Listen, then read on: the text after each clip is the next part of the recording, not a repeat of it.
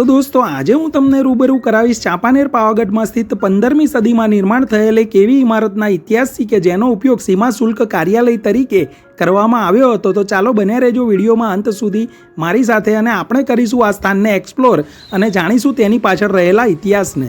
તો આજે આપણે સામેની તરફ જે ઇમારત જોઈ શકીએ છીએ તેને માંડવી અથવા કસ્ટમ હાઉસ કહેવાય છે અને આ જે સ્થાન છે તે બિલકુલ આગળની તરફ જે શહેર કી મસ્જિદ આવેલી છે તેનાથી બિલકુલ થોડા જ અંતરે આપણને આ જોવા મળી રહે છે।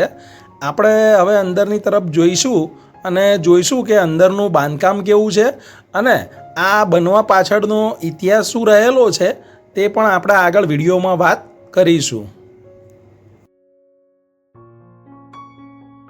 તો આપણે જ્યારે અહીંયા અંદરની તરફ આવીએ કસ્ટમ હાઉસની અંદર ત્યારે તેનો જે અંદરનો જે એરિયા છે તે સ્ક્વેર શેપનો જોવા મળે છે કે જેનું નિર્માણ એક ઊંચા પ્લેટફોર્મ પર નિર્માણ કરવામાં આવેલું છે અને આ ખૂબસૂરત જે ઇમારત આપણી નજર સમક્ષ જોવા મળે છે તે ઘણા બધા પિલ્લરો પર કમાન આકાર આપી ઊભી કરવામાં આવેલી અને આ ઇમારતનું જે નિર્માણ છે તે 15મી સદીમાં કરવામાં આવ્યું હતું અને અમને એવું પણ સાંભળવામાં આવ્યું છે કે ચાંપાનેરના કિલ્લાના એક અલગ ભાગમાં સ્થિત આ કસ્ટમ હાઉસનો ઉપયોગ પહેલાંના શાસકોના શાસનકાળ દરમિયાન આસપાસની રિયાસતોના ટેક્સ કલેક્શન અને આવકોના હિસાબ કિતાબ માટે ઉપયોગ કરવામાં આવતો હતો તેવું અમને સાંભળવા મળ્યું છે।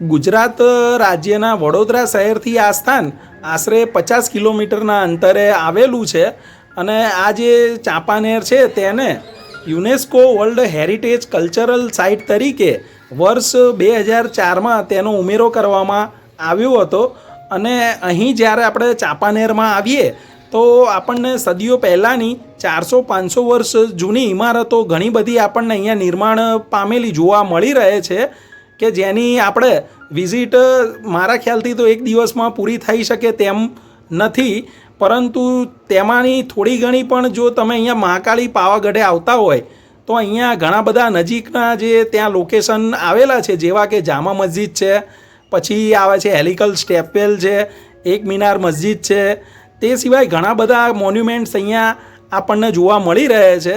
તો તમે તે જરૂરથી એક વખત મુલાકાત લેજો। અમે અગાઉ પણ અહીંયા મુલાકાત લીધેલી છે અને તેના વિડીયો પણ અમે નીચે ડિસ્ક્રિપ્શનમાં અમે લિંક તેની આપેલી છે કે જેના અમે વિડીયો અગાઉ બનાવી ચૂકેલા છીએ।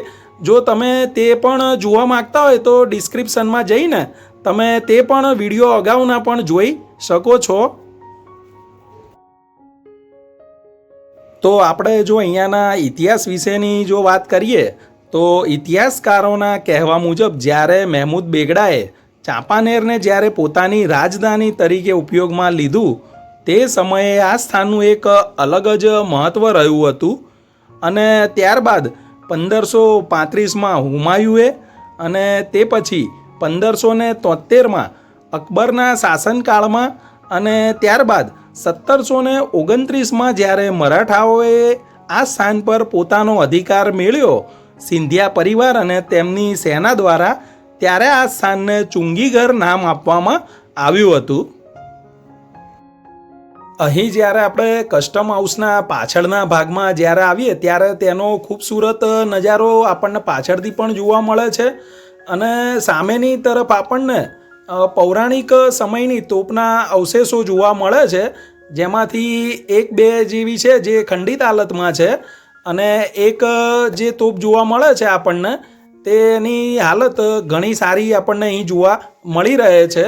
અને હવે આપણે આગળ વધીશું એક મિનાર મસ્જિદ તરફ, તો ચાલો બન્યા રહેજો વિડીયોમાં મારી સાથે।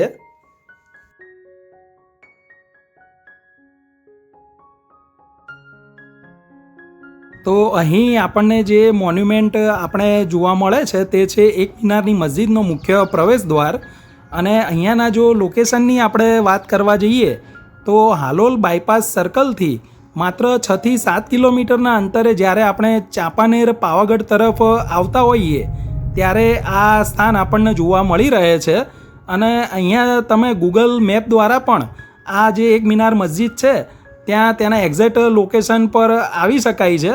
હવે આપણે અંદરની તરફ જઈને જોઈશું કે આ જે સ્થાપત્ય છે તેને એક મિનારની મસ્જિદ શા માટે કહેવામાં આવે છે, અને બીજું કે અહીંયાનું આસપાસનું પણ નેચરલ જે સુંદર મજાનું વાતાવરણ છે તે પણ આપણે આપણા કેમેરામાં કેદ કરીશું. તો ચાલો બન્યા રહેજો મારી સાથે, આપણે જઈશું અંદરની તરફ. જે સામેની તરફ આપણે જોવા મળે છે તે છે એક મિનાર મસ્જિદ, અને આ જે સ્થાન છે ત્યાં ફક્ત એક જ આ મિનાર જોવા મળે છે. બાકી આપણે જો આસપાસના વિસ્તારમાં જોવા જઈએ તો અહીંયા બીજું કશું જ જોવા મળતું નથી. અહીંયા આસપાસનું વાતાવરણ આપણે એકદમ સુંદર મજાનું કુદરતી સૌંદર્યવાળું આપણે અહીંયાથી જોઈ શકીએ છીએ. અને અહીંયા જે નીચે બીજા ઘણા બધા અવશેષો છે કે જે કદાચ અહીંયા પહેલાં મસ્જિદ કોઈ રહી હશે તેના અવશેષો અહીંયા જે શેષ બચેલા છે તે આપણે અહીંયા જોઈ શકીએ છીએ, જે ઘણા ખરા ખંડિત હાલતમાં પણ અહીંયા આપણને જોવા મળે છે.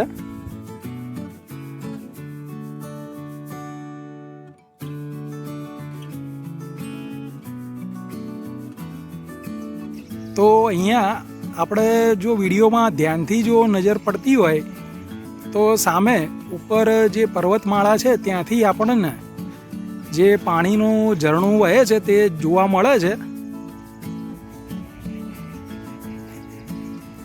તો આ મસ્જિદ પણ ચાંપાનેર જે આપણે કહેવાય પાવાગઢની આસપાસમાં જ જે યુનેસ્કો વર્લ્ડ હેરિટેજ જે સાઈડમાં આવે છે તેમાંનું જ એક આ મસ્જિદ અને આ મિનાર જે અહીંયા આપણને જોવા મળે છે. મસ્જિદ તો અહીંયા અત્યારે હાલમાં લાગતી નથી, પરંતુ પહેલાંના સમયમાં આ જે પેવેલિયન જોવા મળે છે ત્યાં કદાચ અહીંયા પહેલાંના સમયગાળા દરમિયાન અહીંયા મસ્જિદ રહી હશે તેવા અહીંયાથી અવશેષો આપણને જોવાથી લાગે છે.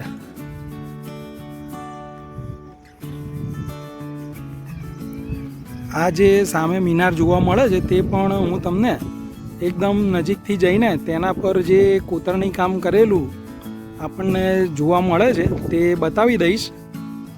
તો આ મસ્જિદના નિર્માણની જો આપણે વાત કરીએ તો આ મસ્જિદનું નિર્માણ બહાદુર શાહે ઈસવીસન 1526થી 36ના સમયગાળા દરમિયાન એક ઊંચી પ્લિન્થ પર બંધાવી હતી.